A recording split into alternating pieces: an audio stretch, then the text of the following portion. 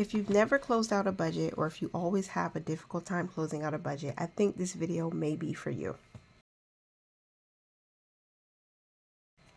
Hey Legacy Builders, welcome back to Mind Your Money. I'm going to quickly review my February budget.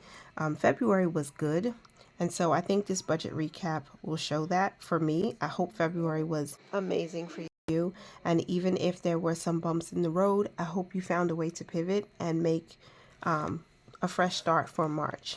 All right, so I set up a regular budget calendar, nothing fancy, just very to the point. I highlighted some special days that we wanted to make sure, we celebrated or we had money for. We didn't always have the money for it, but that's what I did. And, I simply wrote down 3 goals that I wanted to achieve in the month. My 3 goals were to save $300 in the emergency fund, save $100 towards our Q2 stock up, and earn $40 in Ibotta. And in a minute, I'll tell you how we did with those. The vision board is just basically for me to keep me motivated throughout the month. So I love this part in my budget planner because I get to pull myself in and work on my mindset first before I start looking at all the numbers. Top 3 goals that we had were, again, save $300 in the emergency fund. We saved $305. And then save $100 towards the Q2 stock up. We were able to save $120. Earn $40 in Ibotta? No, but I did have $5.65 as of February 28th, so we still have to work on that. And since March is the last leg of my 12-week year, or the first quarter of the year 2025, I'm going to keep anything I earned in Ibotta there so I can take out whatever cash we have by the end of this month to help us buy that laptop or that iPad. I think it's going to be an iPad this time, because that's the third of the, what am I talking about? That's one of the 3 goals that I had, is to buy the laptop. So we're going to use Ibotta money for that. So I won't be pulling anything out for March. All right. And now the budget. So we're going to try to keep this simple. I'm going to try to keep this simple for us and easy to follow along with. So we planned, right? We planned for an income of $4,000. The actual income that we used was $4,014.32. And so that's a difference of $14.32. Our tithe was planned at $400, and we did tithe $400 from this budgeted income. Our savings and investing, we were to save $300 in the Save 300 challenge. We were able to save $225 there because we had started saving for this in January, and then we saved $80 in the Save 400 challenge. So I think that was what, 225 plus 80 means we saved $305. That's what I did say. Emergency fund. We were to invest $140, and we did that. You know what? Let me total these up while I'm at it. So the giving total was $400, and the savings was $445. I just want to make sure you could see my calculator. Okay, now for monthly bills and expenses, the mortgage, we were to put $1,900 aside. We put aside $1,665 and 49 cents. Geico was planned at $500, and we paid $375. Electricity bill, we planned $60. It came up to $68.21. Spectrum was $90. They went up by $3, so we paid $93. Life insurance number 1 was $33. We paid $32.50. Life insurance number 2 was $36. We paid $35.88. Metro PCS is our cell phone provider. We budgeted $93 and we paid $93. Credit card didn't get any money in the month. I feel like that's not correct, but if I close this out already, it's probably correct. Yeah, we didn't pay anything from this budget, but we do have an automatic payment set up. So it did come from our bills account. So that money was already there to take care of an automatic payment. So we did pay it. We just didn't do it from this budget. We didn't put anything aside for Valentine's Day. Food, we budgeted $200 for the month, and we spent $538.80. And I think that number might be off, along with tracking your expenses. So when you're reviewing where the money went, you have accurate numbers at the end of it. If you stop tracking mid-month, then of course your numbers will be off. Or if you didn't track properly, maybe you need something to make your tracking easier. Lots of people use the Budget Mom's highlighter method. So she highlights all the categories, like maybe food and groceries would be in green. I don't know what our colors are, but I'm just saying that. And then maybe household items are in blue, or you know, regular spending or fun money is in purple. Like those colors might help you. For me, I think I got a little bit overwhelmed because of just life being life in February, and so I might have just mistakenly calculated numbers wrong. What am I doing? This is a mess. I'm sorry. This is a little messy because it's not straightforward and simple now, because I have to figure out where the money went. So let's tally that up really quickly right now, since I have all of my food purchases highlighted. So this is gas, so that's not there. Food was $16.06, $36.12.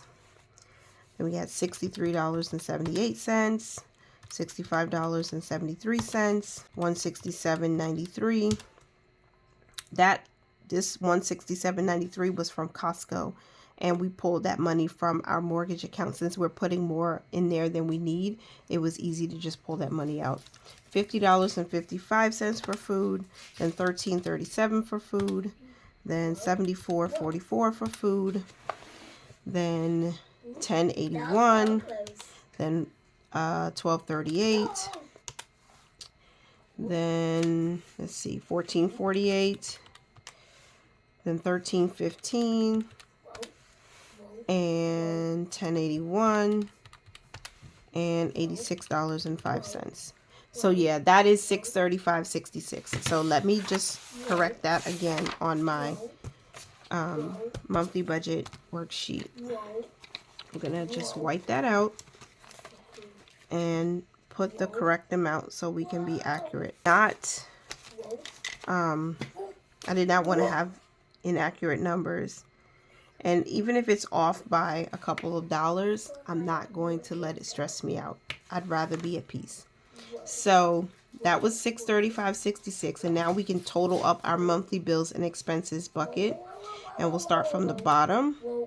93, 35.88, 32.50, 93, 68.21, 375, and 1665.49.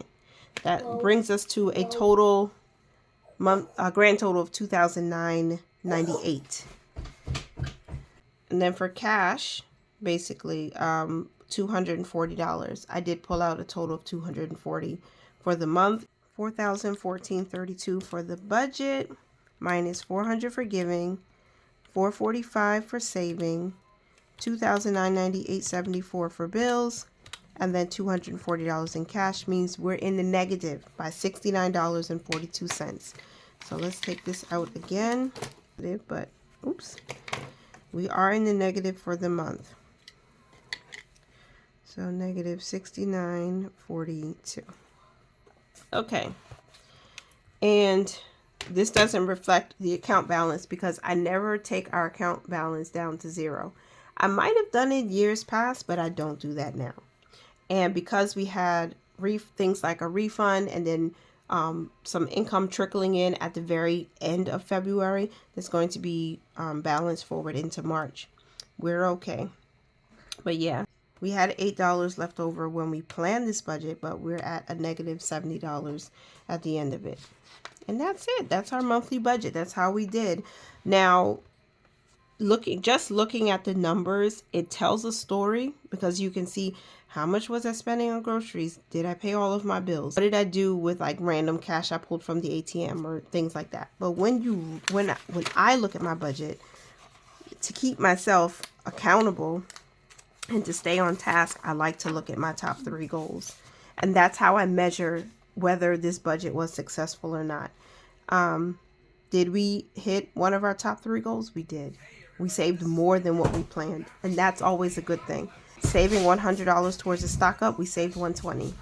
So I look at my top 3 goals as a way to keep myself motivated, because when I see that we made some progress in this area, I'm like, let's give it up for that. Because I don't want to be a Debbie Downer, and I don't want to be so positive that it's kind of toxic where you don't look at all of the numbers as a whole. So I like that we brought in a little bit more income. That's a positive. Even if it was just under $15, it's still good. I like that we still gave from this, giving, saving, and investing off the top. And then, you know, paying all the bills that we needed to pay. Credit card is still working on that. And like I mentioned, we did make a payment. So even though I don't see a number here, and you may not see a number here, it doesn't mean it wasn't paid. Which is why it's also very important to track expenses, because there might be payments coming from purpose funds. There might be random money that came in throughout the month that you used to pay bills, and you didn't necessarily add it into the budget. You can add it into the budget if that's going to, one, help you really make sure you know what's going on. Sometimes I just didn't do that because I felt like there were too many more steps, and it overwhelmed me, to be honest. Like if money came into one account and then I had to do all this work on the back end to get it over here, I felt like, no, I don't want to do that. I want to try and keep this very simple. So sometimes that happens. Money comes in from a random and we use it to throw it at the debt, and I don't really share that. But I just want, you know, those who are helping to keep me accountable know that it's being done. And as soon as we get through our, you know, 12-week year, which we're going to be doing 4 times, obviously, because it's every quarter, then we can start, you know, shifting our focus back to the credit card that has like $4,200, $4,400 on it. So we're going to be working on that. It's not forgotten. It's just not the top priority right now. And that's okay.